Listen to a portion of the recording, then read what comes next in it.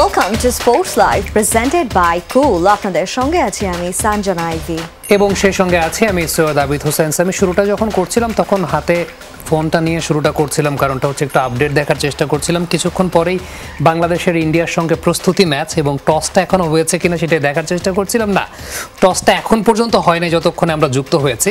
পিচের ব্যাপারে একটা আপডেট পেয়েছি যে অনেক হার্ড একটা সারফেসে খেলা হবে, কোনো ক্র্যাকস নাই। এবং রাসেল আর্নল্ড তিনি পিচ রিপোর্ট করছিলেন, তিনি জানিয়েছেন যে 180-90-এর মতো একটা উইকেট যে দলে আগে ব্যাটিং করতে পারবে সেই দলে সেরকম একটা করবে বলে বিশ্বাস। তবে আগামীকাল থেকে মূল বিশ্বকাপ পর্বটা শুরু এবং দুয়ারে করা নাড়ছে বিশ্বকাপ। কাল শুরু টি-20 বিশ্বকাপের শ্রেষ্ঠত্বের লড়াই। 20 দলের 55 ম্যাচের শিরোপা একটি। যুক্তরাষ্ট্র এবং ওয়েস্ট ইন্ডিজের ভেন্যুতে হবে সবগুলো ম্যাচ। উদ্বোধনী দিনে সকাল 6:30টায় যুক্তরাষ্ট্রের মুখোমুখি হবে কানাডা, আর রাত 8:30টায় ওয়েস্ট ইন্ডিজ লড়বে পাপুয়া নিউ গিনির বিপক্ষে। নিউ ইয়র্ক থেকে তামিদ আহমেদের রিপোর্ট। জাত পাত ধর্ম ভিন্ন হতে পারে, ভিন্ন হয়তো ভাষাও, তবে সব ছাপিয়ে 20 দেশ এখন একই মোহে ডুবে। একটা নেশা, একটা আশা, একটা স্বপ্নে, শতকোটি সম্মোহিত চোখ অপলক তাকিয়ে। প্রথমবার বিশ্ব আসরে পা রাখা যুক্তরাষ্ট্র, কানাডা কিংবা উগান্ডাও নিশ্চয়ই একই স্বপ্ন বুনে।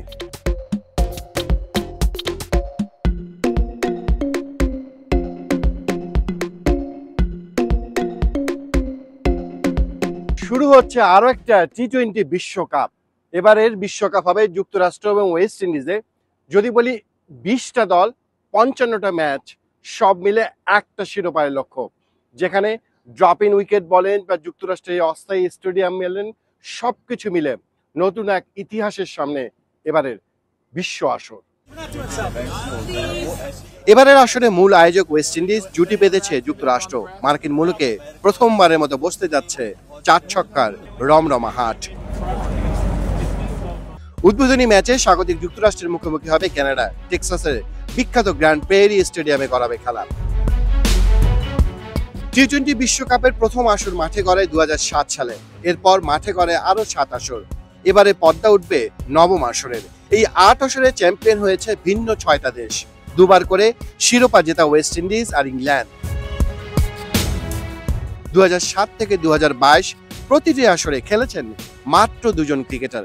একজন ভারতের অধিনায়ক রোহিত শর্মা, অন্যজন সাকিব আল হাসান। দুজনেই আছেন এবারের আসরেও। আসরের সর্বোচ্চ রান সংগ্রাহক বিরাট কোহলি, 1141 রান করেছেন তিনি। হাজারের বেশি রান পেয়েছেন কেবল আর একজন মেহেলা জয়বর্ধনে, 1016 রান। উইকেটে অবশ্য সবার সেরা সাকিব, 50 দোরগোড়ায় দাঁড়িয়ে এই অলরাউন্ডার। উইকেটের সংখ্যা 47। সেরা 5-এ নেই বর্তমান খেলতে থাকা আর কোনো ক্রিকেটার। বিশ্বকাপের সবচেয়ে বড় ইনিংস ব্রেন্ডন ম্যাককালামের 58 বলে 123। ক্রিস গেইল করেছেন 57 বলে 117 রান। সবচেয়ে বেশি সেঞ্চুরিটাও তার দখলে। টি-20 বিশ্বকাপের মঞ্চে বিশাল ছক্কা মারার ক্ষেত্রে ওয়েস্ট ইন্ডিজের গেইল এগিয়ে আছেন সবার থেকে। বিশ্বকাপে 63টা ছক্কা তার, 35 ছক্কা নিয়ে 2-এ রোহিত শর্মা। বলার অপেক্ষা রাখে না, রেকর্ড ছোঁয়াটা সম্ভব হবে না রোহিতের জন্য। শ্রীলঙ্কার 2 স্পিন মাস্টার অজন্তা মেন্ডিস আর রঙ্গনা হেরাত বিশ্বকাপের সেরা বোলিং ফিগারের তালিকায় সবার উপরে। নিশ্চিত করেই বলা যায় রেকর্ডের পাতা হবে এলোমেলো। নতুন ইতিহাস লেখা হবে 4 ছক্কার বিশ্ব আসরে। সেখানে আগে যা হয়নি তা কি করে দেখাতে পারবে Bangladesh? Tamid Ahmed, Jamuna sports, New York, যুক্তরাষ্ট্র। আপডেটটা জানার চেষ্টা করছিলাম টসের। এখন পর্যন্ত টসের কোনো আপডেট পাই নাই। এনিওয়েজ আমাদের সঙ্গে তাহমিদ আহমেদ যুক্ত হবেন এই মুহূর্তে নিউ ইয়র্ক থেকে, এবং আলটিমেটলি আমার কাছে মনে হয় যে তাহমিদ আহমেদের কাছ থেকে আমরা আরও বিস্তারিত জানতে পারবো এই বিশ্বকাপ নিয়ে, তার কি প্রেডিকশন কিংবা তিনি কি মনে করছেন সামগ্রিক বিষয় নিয়ে। যুক্ত হওয়ার জন্য আমাদের সঙ্গে ঠিক এই পর্যায়ে যুক্ত হচ্ছেন আমাদের সহকর্মী তাহমিদ আহমেদ। অমিত, নিশ্চয়ই আপনি শুনতে পাচ্ছেন মোটা দাগে ফেভারিটের তকমা পাচ্ছে কোন কোন দল, আপনার কাছে কি মনে হয়? কিন্তু পেয়েছি আমরা দুইজনই হোস্ট করেন অনুষ্ঠান, সেই মানুষদেরকে একজন বাংলাদেশ থেকে এসছে, বাংলাদেশি, আর একজন ইন্ডিয়ান। কোন প্রশ্ন করতে চান স্বামী? অমিত, মোটা দাগে ফেভারিটের তকমা পাচ্ছে কোন কোন দল, আপনার কি মনে হয়? আর আপনার পেছনে যেই যারা রয়েছেন দর্শক, তাদের কাছে কি মনে হয় যদি যাওয়া যায় তাদের কাছে? আপনাদের মানে আমি জানি না আপনারা সাউন্ড পাবেন কিনা, সাউন্ড যদি পেয়ে থাকেন আমাকে একটু জানাবেন। মানে আপনাদের কি মনে হয়, একজন তো ইন্ডিয়াকে সমর্থন করছেন, আপনি বাংলাদেশকে, আজকে ম্যাচ কেমন হবে? বাংলাদেশ জিতবে। ড্র হবে, টাই? এটা কৌশলী অ্যান্সার হয়ে গেল, তাই তো? India. Best of luck. Okay, best of luck. দর্শকরা আসলে একটা জমজমাট লড়াই দেখতে চান সামি। আসলে যদিও এটা প্রস্তুতি ম্যাচ, দেখে কিন্তু বোঝার কোনো পথ নেই। আমি একটু দেখানোর যদি চেষ্টা করি, আমি জানি না পারবো কি না। চারদিকে যে পরিমাণ দর্শক এসছে, মানে আপনার আসলে চিন্তা করা যায় না। এখনো গ্যালারিতে মানে পুরো স্টেডিয়ামে দর্শক কিন্তু ঢুকছে। এটা যে প্রস্তুতি ম্যাচ ভাবার কিছু নেই। এবং প্রতিটা টিকিট এখানে বিক্রি হয়েছে $300 করে। ভাবা যায় একটা প্রস্তুতি ম্যাচে, তাও আবার সেই টিকিটগুলো কিন্তু পাওয়া যায়নি। এবং আপনি দেখছেন এই জায়গাটা আসলে হয়তো বা একটু ভালো করে বুঝতে পারবেন, এটা একটা সাইড, একটা অংশ, সেখানে কি পরিমাণ বাংলাদেশি দর্শক ঢুকছে, এখন পর্যন্ত ঢোকার চেষ্টাটা করছে। সব মিলে আমার মনে হয় আজকে পুরো গ্যালারি যেভাবে ভাগ হয়ে যাবে, মানে বিশ্বকাপের আসল রোমাঞ্চ, উদ্বোধনী ম্যাচ বোধহয় এই নিউ ইয়র্কের নাসাউ কাউন্টি ক্রিকেট গ্রাউন্ডে আমরা দেখতে পাবো বলে মনে হচ্ছে। সামি, অমিত, এখন পর্যন্ত যেটা জানতে পেরেছি, ইন্ডিয়া টসে জয়লাভ করেছে, আগে ব্যাটিং করার সিদ্ধান্ত নিয়েছে। বিরাট কোহলি যদিও আজকের ম্যাচটা খেলছেন না, তারপরও ইন্ডিয়া টিম একটা হেভিওয়েট লাইন আপ রয়েছে। সো এই জায়গাটা থেকে আগে ব্যাটিং করা, ডেফিনেটলি প্র্যাকটিস ম্যাচ, ইন্ডিয়া অবশ্যই চাইবে একটা বড় স্কোর করতে। বাংলাদেশের বোলারদের জন্য একটা বড় পরীক্ষা, হেভিওয়েট ব্যাটারদের সামনে কেমন পারফর্ম তারা করেন। অবশ্যই, ডেফিনেটলি তাই। বিরাট কোহলি খেলবেন। আমি যেহেতু জানি না, আপনাকে ধন্যবাদ আমাকে ইনফরমেশনটা দেওয়ার জন্য। যদি এটা প্রস্তুতি ম্যাচ, আপনি নিয়মটা জানেন, যে কেউ কিন্তু খেলতে পারবে, যে কেউ ব্যাটিং করতে পারবে, যে কেউ বোলিং করতে পারবে, এটাই নিয়ম। এটা প্রস্তুতি ম্যাচে আপনি যে কেউ 15 জনে আপনি চাইলে ঘুরায় ফেরায় খেলতে পারবেন, সেটা নিয়মটা আছে। বিরাট কোহলি আসলে ভিসা পেতে দেরি হয়েছে, দেরিতে তিনি এসছেন, আমরা অনুশীলনে তাকে দেখিনি, খেলার সম্ভাবনা নেই। আর মাহমুদুল্লাহ রিয়াদেরও কিন্তু দাঁতে ব্যথা আছে, উনি আজকে নাও খেলতে পারেন, আবার খেলতেও পারেন, জানি না কি হবে শেষ পর্যন্ত। তবে একটা বিষয়, আপনি যেমনটা বলছিলেন যে এইটা ড্রপ ইন উইকেট, আমি ড্রপ ইন উইকেট নিয়ে গত কয়েকদিনই বলার চেষ্টা করেছিলাম। উইকেটটা কিন্তু আমার মনে হয় যে 40 ওভারের ম্যাচে একই ধরনের থাকবে। এবং সামি, আমার আসলে বল ফেলে দেখার সৌভাগ্য হয়নি গতকাল পর্যন্ত। বাংলাদেশ যখন চলে গিয়েছিল, তারপর কিউরেটর আমাকে মেইন উইকেটের মাঝখানে নিয়ে গিয়েছিলেন। তারপর তিনি একটা বল হাতে নিয়ে বলেছেন, তুমি ড্রপ করে দেখো এখানে। তখন এত হার্ড, আমার তো কম বোঝার কথা সামি, আমি খুব বেশি হার্ড মনে হয়েছে, এত বেশি হার্ড উইকেট মনে হয়েছে। এবং ঘাস তো আছে, ন্যাচারাল ঘাস আছে, খুব বেশি না, তবে খুব হার্ড মনে হয়েছে। নিশ্চিতভাবে ব্যাটাররা নিশ্চয়ই বাউন্সের সাথে কিছুটা অ্যাডজাস্ট করার বিষয় তো থাকবেই। অমিত, কিছুক্ষণের পরেই তো বাংলাদেশ ভারত মাঠে নামছে, তবে বাংলাদেশের স্কোয়াড কেমন হতে যাচ্ছে? তাসকিন কি থাকছেন এই প্রস্তুতি ম্যাচে? এটা আমার জন্য এই মুহূর্তে একটু বলা কঠিন, আমি অনেকক্ষণ আগে বাইরে আছি। আমি এতক্ষণ একটা স্কোয়াড চলে আসার কথা। আমি যেটা বলছিলাম যে স্কোয়াড খুব গুরুত্বপূর্ণ না প্রস্তুতি ম্যাচে, কিন্তু যে কেউ খেলতে পারে। তবে তাসকিনকে আজকে খেলাবে এটা আমার মনে হয় না। লজিক্যালি ব্যাপারটা খুব কঠিন। কালকেও তিনি বোলিং করেননি, কিন্তু পরশুদিন বোলিং করেছেন, সেটা কেবল ফুল রান আপে শুরু করেছেন। এই অবস্থায় তাকে ঝুঁকিতে ফেলানো, মানে এরকম একটা টার্ফে, মানে ড্রপ ইন উইকেট, আমার কেন জানি মনে হয় ঝুঁকিটা বাংলাদেশ নিতে চাইবে না। অমিত, একটু ইন্টারাপ্ট করতে চাই। আমি যে আপডেটটা পেয়েছি, তাসকিন এবং মোস্তাফিজ খেলছে না আজকের এই ম্যাচটাতে, তাদেরকে রেস্ট দেওয়া হয়েছে। আপনি গতকালকে একটা রিপোর্ট করেছিলেন যে দু দলের প্র্যাকটিসের একটা পার্টিকুলার বিষয়কে আপনি তুলে ধরেছিলেন, এবং বোঝা যায় যে আসলে কোন দলের প্রফেশনালিজম কতখানি। আমি একটু তাসকিনের সামগ্রিক আপডেটটা আপনার কাছে জানতে চাই, যতটুকু দেখছেন। এই ম্যাচ তো খেলছেন না, রেস্ট দেওয়া হয়েছে, বাট শ্রীলঙ্কা ম্যাচের আগে তাসকিনের ফিট হওয়ার পসিবিলিটি আসলে কতটুকু আছে? তাকে দেখে তার বডি ল্যাঙ্গুয়েজ কেমন মনে হয়? খুব অনেস্টলি যদি বলি, যে যখন আমি তাকে ডালাসে দেখেছিলাম সামি, তখন আমার আসলে খুব সন্দেহ ছিল তাসকিনকে পুরোপুরি ফিট হতে পারবেন কিনা। ইভেন যখন নিউ ইয়র্কে এসে প্রথম দিন তিনি বল হাতে নিলেন, শুরুর 3টা বল করেই তিনি নেট থেকে বেরিয়ে গিয়েছিলেন। তারপর সঙ্গে সঙ্গে তার কাছে দেবাশিস চৌধুরী চলে গেছে, ফিজিং দিয়েছিল, কথা বলছিল। তখন আমার সংখ্যাটা আরো বাড়ছিল, কারণ এটা তো আগে হিলিং হওয়া আর বোলিং করার সময় পেইন হচ্ছে কিনা দুটো ডিফারেন্ট থিং। কিন্তু এর কিছুক্ষণ পরে তিনি রান আপ পেরেছেন, ফুল রান আপে বল করেছেন, এবং আমার মনে হয় তিনি 3-4 ওভার বল করেছেন, এবং খুব হাসছিলেন উনি, মানে স্বস্তি দেখেই বোঝা যাচ্ছে। তখন আমার মনে হয়েছে ইটস ওকে, কারণ তাসকিন আহমেদের আসলে হিলিং ঠিক আছে। এখন আমার মনে হয় ওই 4 ওভার বল যেহেতু তিনি ওই টার্ফে, এবং আপনি জানেন যে উইকেটটা যেহেতু ড্রপিং, কিন্তু পাশে যে ঘাসগুলো আছে সেটা কিন্তু টার্ফের ঘাস, সেই টার্ফের মধ্যে। এবং সেদিন আমার একটু ভয় লাগছিল অন্য কারণে, দেখেন ভারত টিম কিন্তু বিকেলে অনুশীলন করেছিল সেই জায়গাটিতে ভেজা বলে, সেখানে কোনো পেসারকে তারা ওই টার্ফের উপর বোলিং করানোর সুযোগ দেয়নি। বাংলাদেশ টিম প্র্যাকটিস করেছে সকালে আর বৃষ্টি হয়েছিল রাতে, অর্থাৎ বাংলাদেশ যখন প্র্যাকটিস করছে তখন আরো বেশি ভেজা ছিল। আমরা কিভাবে ছোট ছোট বিষয়গুলোকে ইগনোর করি। দেখেন তাসকিন কিন্তু ওই ভেজা জায়গাটাতে বোলিং করেছে, কিছু হয়নি ঠিক আছে, কিন্তু আমাদের আরো বেশি সচেতন হওয়ার বিষয় থাকে, সেগুলো আসলে যদি কিছু হয়ে যেত তখন হয়তো একটা বড় ঘটনা হয়ে যায়। Well Amit, thank you very much আমাদের সঙ্গে যুক্ত হওয়ার জন্য। একদম ম্যাচ গ্রাউন্ডে আপনি আছেন, সেখান থেকে তরতাজা আপডেট আপনার কাছ থেকে পেলাম। আশা করছি আপনাকে পরবর্তী আপডেটগুলোতে সঙ্গে আমরা পাবো। থ্যাংক ইউ ভেরি মাচ আমাদের সঙ্গে যুক্ত হওয়ার জন্য। অন দ্যাট নোট, একটা স্ট্র্যাটেজিক টাইম আউটের সময় হয়েছে। So stay connected. Welcome back once again to sports live.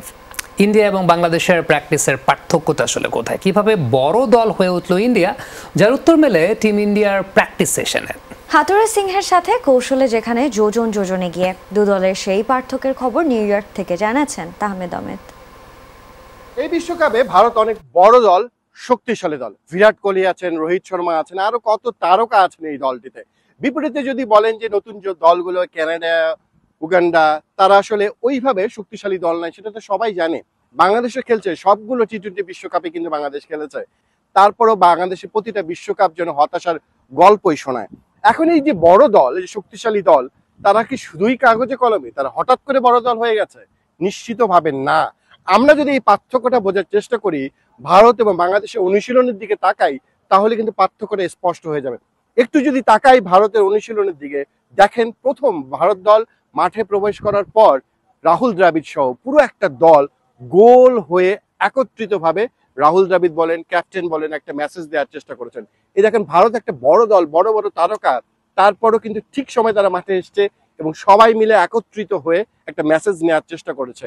দুই, ছবিটা যখন এই যে ওয়ার্ম আপ করছে যাচ্ছিল ব্যাটাররা, বাইরের দিকে ব্যাটাররা কিন্তু ওয়ার্ম আপ করতে গিয়েছিল, বোলাররাও চলে গিয়েছিল। যে নেট বোলাররা ছিলেন তারা কিন্তু তার আগে বাংলাদেশের অনুশীলনটা বেশ ভালোভাবে দাঁড়িয়ে দেখছিলেন নেট বোলারদের। আমি বিশ্বাস করি সেই ইনস্ট্রাকশন তাদেরকে দেওয়া ছিল। সেই ইনস্ট্রাকশন দেওয়ার পর আমরা যখন দেখলাম ভারত টিম ঢুকলো, বাইরে যখন ক্রিকেটাররা ওয়ার্ম আপে চলে গেল, ওই জায়গাটা ফাঁকা ছিল, ঠিক সেই জায়গায় রাহুল দ্রাবিড় কি করলেন, ওই যে নেট বোলাররা আছে তাদেরকে ডাকলেন, ডেকে একসঙ্গে কিছু ইনস্ট্রাকশন দিচ্ছিলেন, কিভাবে বোলিং করতে হবে হাত দিয়ে দেখিয়ে দিচ্ছিলেন। তার ব্যাটাররা যারা একটু পরে নেটে আসবেন তারা কিন্তু সেই ইনস্ট্রাকশনটা জানেন না, কি ধরনের বল তিনি ফেস করবেন। অর্থাৎ রাহুল দ্রাবিড় সেই কাজটি করেছেন, তার নেট বোলারদেরকেও কাজে লাগিয়েছেন সেরাটা নেওয়ার জন্য, সেটাই করেছেন তিনি। যদি 3 নাম্বার যদি একটা জায়গায় দেখার চেষ্টা করেন, আরেকটা নেট বোলিং এর সময় একজন ব্যাটার ব্যাটিং করছিলেন, সেই নেটে তিনি একই সঙ্গে 3 ধরনের বলার ব্যবহার করেছেন। তিনি বাঁহাতি স্পিনার ব্যবহার করেছেন, তিনি লেগ স্পিনার ব্যবহার করেছেন এবং একই সঙ্গে একজন পেসার ব্যবহার করেছেন। অর্থাৎ নেটে যিনি ব্যাটিংটা করছেন আপনারা দেখতে পাচ্ছেন, তাকে 3 ধরনের বল পর পর একজন লেগ স্পিনার, একজন বাঁহাতি অফ স্পিনার আর একজন পেসার তিনি ব্যবহার করেছেন নেটে। অর্থাৎ এই ব্যাটারকে কিন্তু ওই পরিস্থিতি মোকাবেলা করতে হচ্ছিল নেটেই, এটা খুব চোখেই পড়েছিল। আর একটা খুব গুরুত্বপূর্ণ অংশ, সেটা হচ্ছে নাজমুল শান্ত আর রোহিত শর্মা মিডিয়াতে মুখোমুখি যদি হননি, একটা আইসিসির প্রেস কনফারেন্স ছিল, আইসিসি ডিজিটালের একটা কাজ ছিল, তারা সেই জন্য তারা কাউন্টি ক্রিকেট ক্লাবে গিয়েছিলেন, সেই জায়গায় মেইন মাঠ, সেখানে কিন্তু যেখানে ম্যাচ হবে সেখানে তারা গিয়েছিলেন এবং শান্ত মাঠ দেখে খুব অবাক হয়েছেন, মুগ্ধ হয়েছেন। উইকেট দেখেছেন, রোহিত শর্মা উইকেট দেখেছেন। পার্থক্য কোথায়? পার্থক্য হচ্ছে সেখানে রোহিত শর্মার সাথে রাহুল দ্রাবিড়ও গিয়েছেন, উইকেটটা কিন্তু তিনি দেখেছেন, আপনার ছবিটা দেখতে পাবেন, তিনি কিন্তু উইকেটটা দেখেছেন সেই জায়গাটায়। কিন্তু বাংলাদেশ থেকে শুধু নাজমুল শান্ত ছিলেন। প্রশ্ন রাখতে পারে কেন রাহুল দ্রাবিড় যদি সেখানে যেতে পারেন, তাহলে কেন চান্দিকা হাথুরু সিং নয়? চান্দিকা হাথুরু সিংকে এই সময়টা আমরা দেখেছিলাম বল থ্রোয়িং করছেন, কেন সেই জায়গাটা? সুযোগটাকে নেওয়ার চেষ্টা করেছে বাংলাদেশের কোচ, তিনি কি দেখার চেষ্টা করেছেন যে উইকেটটা কিরকম দেখার, যে তাকে কি মানা করেছে, কেউ বাধা দিয়েছিল? এমন তো আমরা কখনো শুনিনি। আমরা অন্তত ছবিতে কোথাও দেখা যায়নি নাজমুল শান্তর সঙ্গে চান্দিকা হাথুরু সিং উইকেটটা দেখছেন।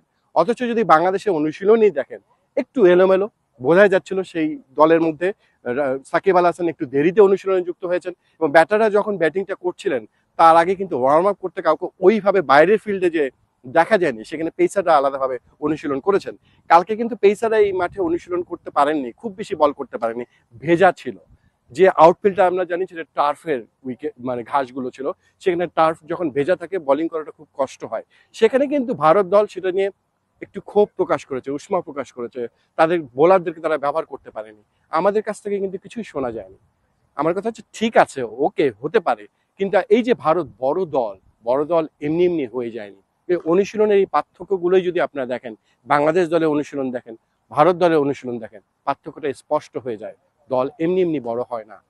নিশ্চয়ই এই সমস্ত কিছু একটা প্রসেসের ভিতর দিয়ে যে ফলাফল অন্যরকম হতেই পারে, কোনো দল জিততেই পারে, কোনো দল হারতেও পারে, কিন্তু যে প্রসেসের কথা বলা হচ্ছে, যে প্রসেস নিয়ে আমরা প্রশ্নটা তুলি, সেই জায়গায় রাহুল দ্রাবিড় চান্দিক হাথুরু সিং এর থেকে অনেক দূরে গিয়ে। তাকতে Amit, Jamuna sports, New York, যুক্তরাষ্ট্র। এই ঈদে কনকা হাইকোর নির্দিষ্ট পণ্য কিনে ঘষা দিন স্ক্র্যাচ কার্ডে, জিতুন গোল্ড জুয়েলারি আর আকর্ষণীয় সব নিশ্চিত উপহার। ওয়েল, এখন তো আমাদের কথা বলতে হবে, তাই না?